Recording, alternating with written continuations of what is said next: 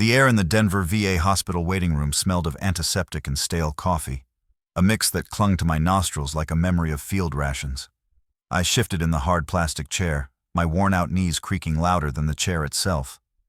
At 72, I'd learned to live with the ache. Decades of carrying a rucksack through Vietnam's jungles will do that to you. My fingers traced the outline of the bronze star pinned to my faded jacket, its edges smoothed from years of touch. It was my anchor, a reminder of the kid I'd been, the sergeant who'd pulled 2 boys out of a burning chopper under fire. Today, I wasn't here for me.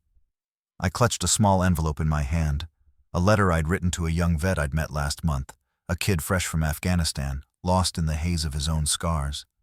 I'd promised to deliver it to his caseworker to make sure he got the help I never did. The waiting room buzzed with the low hum of fluorescent lights and the murmurs of other veterans. Some hunched like me, others younger, their eyes darting like they were still scanning for threats. I stood, my boots scuffing the linoleum, and approached the reception desk.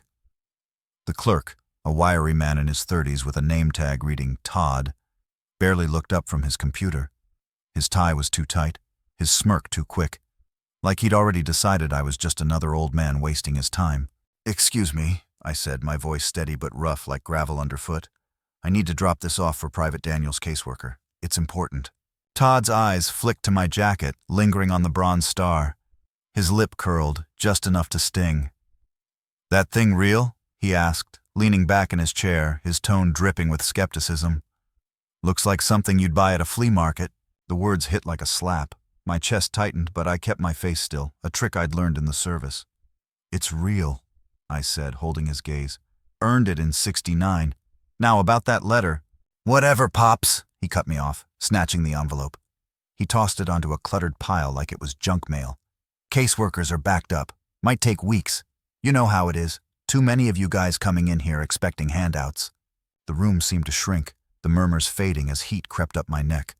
I'd faced worse than this punk. Enemy fire, monsoon mud, the screams of men I couldn't save. But this was different. This was home, where I'd expected respect, not a sneer.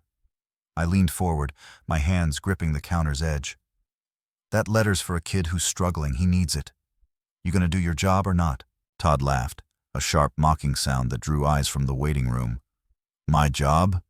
I'm not your errand boy, Grandpa. You want special treatment? Flash that shiny trinket somewhere else." He gestured at my medal, his voice loud enough to carry. A few heads turned, and I felt their stares like weights on my shoulders. Shame flickered in my gut, but I pushed it down. I'd survived ambushes. I could survive this. "Fine," I said, my voice low, each word deliberate. "But you'll see that letter gets where it needs to go." I turned, my boots heavy on the floor, and walked back to my seat.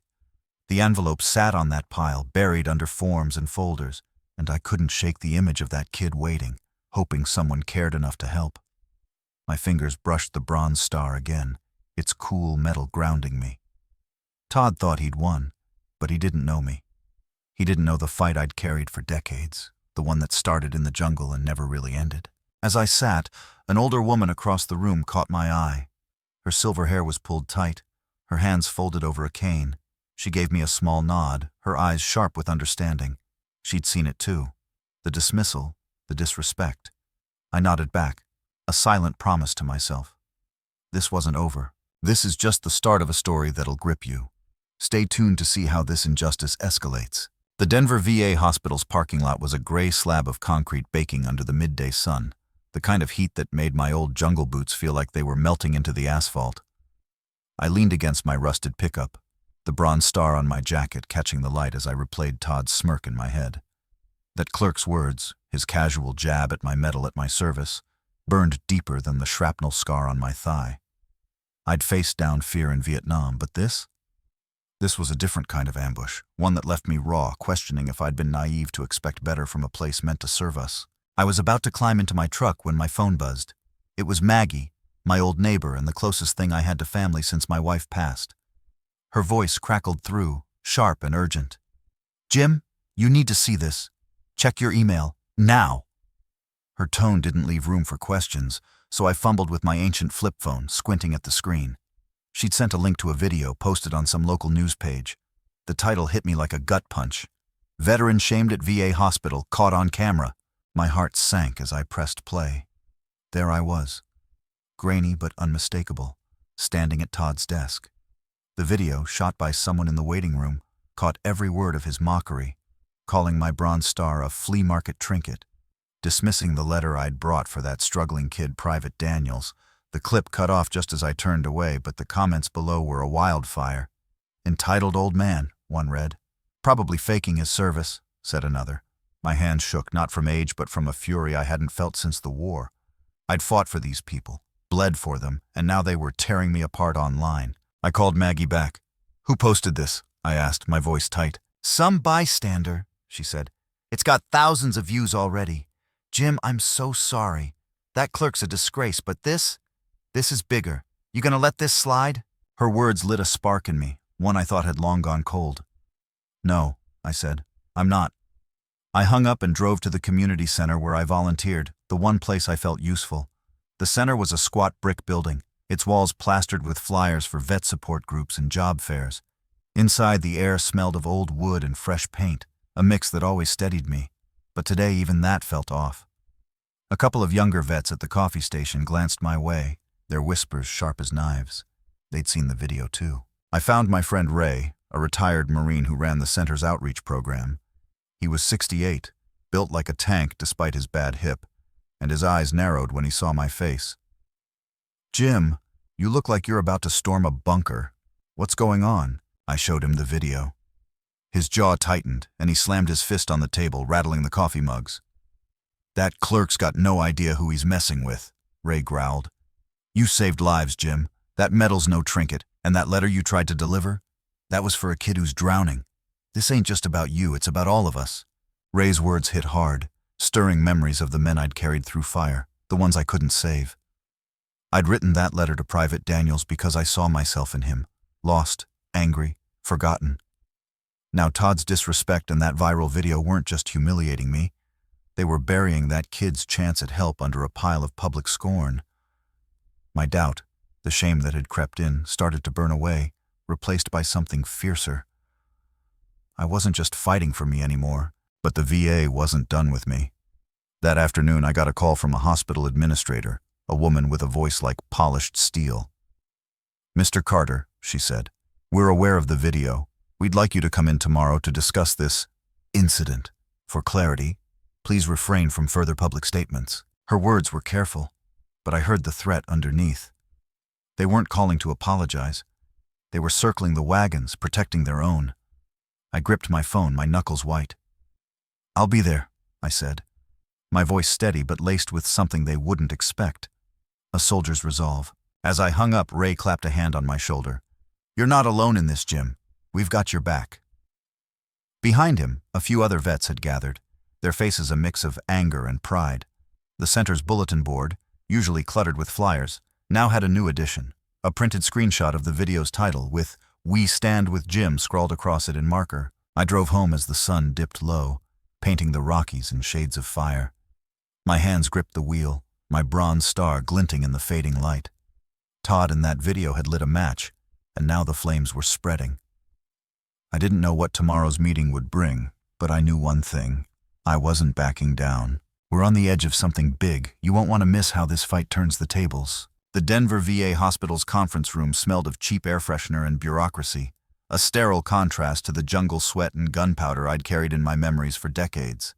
I sat at a long table, my Bronze Star pinned to my jacket, its weight a quiet defiance against the fluorescent glare. At 72, my hands were steady, but my heart pounded like it did before a mission. The viral video of Todd's mockery had spread like wildfire, and now I was here, facing the hospital's administrator, Miss Karen Holt, whose crisp blazer and tighter smile screamed control. Todd sat beside her, his smirk gone, replaced by a nervous twitch. The air was thick with tension, and I felt every second of it in my bones. Holt folded her hands, her voice smooth as a politician's. "Mr. Carter, we regret the misunderstanding in the waiting room. We're prepared to issue a statement clarifying the incident, but we need your cooperation to keep this contained." "Contained?" I said, leaning forward, my voice low but sharp. "That clerk," I nodded at Todd, "mocked my service, dismissed a letter meant to help a struggling vet, and now that video's got thousands calling me a fraud." You think a statement fixes that? Todd shifted, his face pale. I didn't mean, he started, but Holt raised a hand, silencing him. Her eyes flicked to the door, and I caught a flicker of unease. Something was coming. Before I could press further, the door swung open, and in walked Colonel Eliza Warren, retired, her silver hair cropped short, her posture straight as a rifle. I knew her by reputation, a Vietnam-era logistics officer who'd climbed the ranks and never forgot the grunts like me. She carried a tablet, her eyes blazing with a fire I recognized from the field. Behind her stood Ray, my friend from the community center, and a local reporter, a young woman with a notepad and a determined look. The room's air shifted, like the moment before a storm breaks. Miss Holt, Colonel Warren said, her voice cutting through the silence. I've reviewed the hospital's protocols in that video.